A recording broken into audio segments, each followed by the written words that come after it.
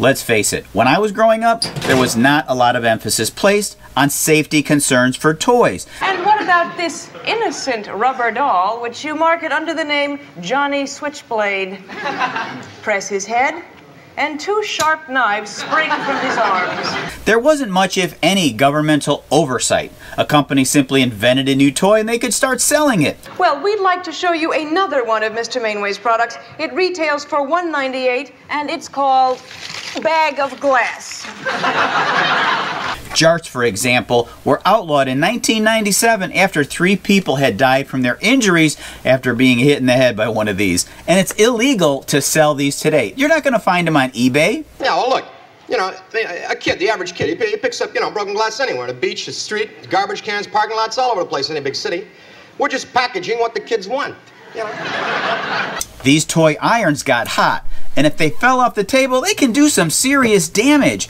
Plus, the cords on these plugs have a little cardboard cover that you can easily pop off, exposing the 120 volts inside. You don't feel that this product is dangerous? No, come on, look. We put a label on every bag. It says, "Kid, be careful, broken glass."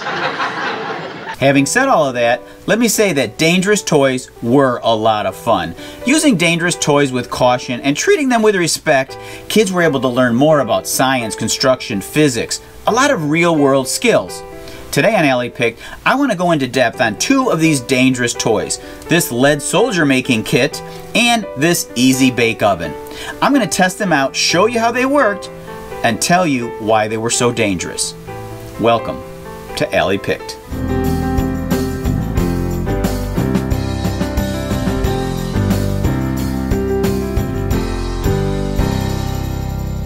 My dad was born in 1931, and this toy was manufactured that same year. Now, I remember my dad telling me that when he was a kid, he and his friends would make lead toy soldiers, and I'm sure it was with a toy very similar or exactly like this. And today on Alley Picked, I'm going to try to relive my dad's experience of making a lead toy soldier using this Gilbert Kaster kit number 5. My first problem with this kit is that it didn't come with a power cord when I bought it for 12 bucks at the flea market.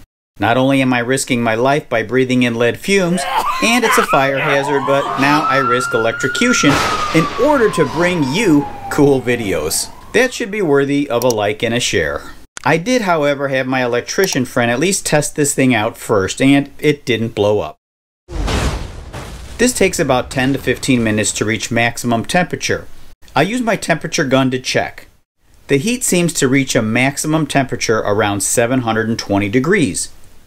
This metal rod here plugs the hole that keeps the liquid lead from pouring out. When I lift the handle, it moves the lever, releasing the lead, which then pours into the mold. That's the idea. Let's see if it works. Now that filled up way too fast. As you can see, the lead didn't fill the mold. Perhaps the old lead just isn't working very well. I'll try adding some of my own lead to see if that makes a difference.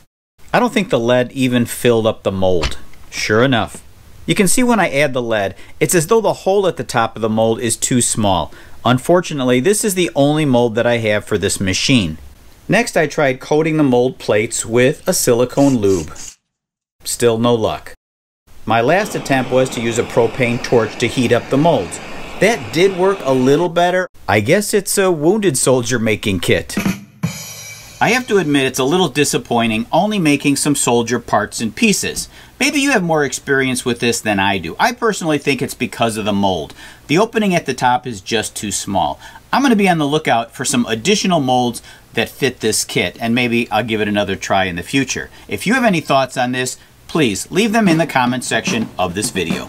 And now let's take a look at the electronic bake oven and see how dangerous this really is. Can't be that dangerous. She's playing with it.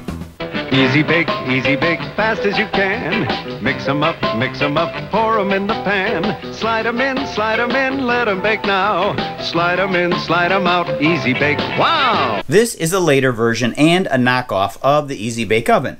Before I bake something, I'm going to open it up to see how it's made and what's inside. There's 4 screws holding on the cover.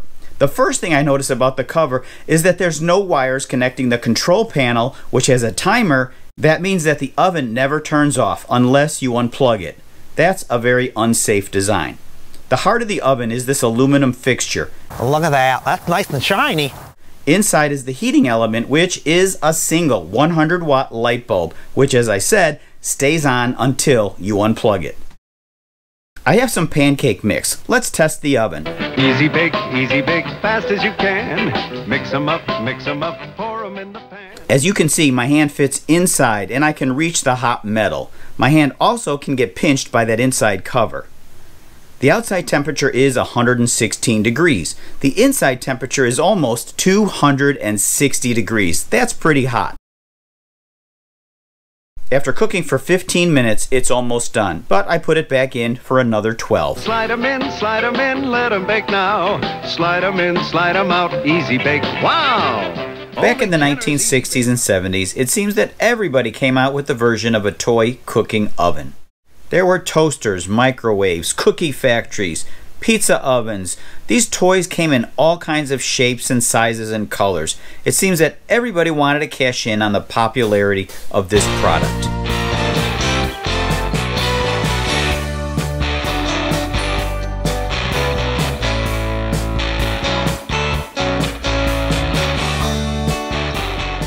I guess my pancake is done. Now, there's only one thing left to do.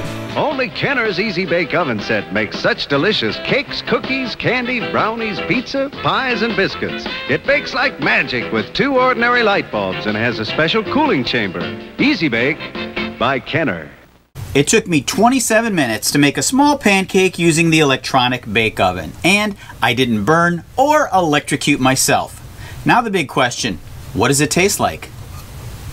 Well,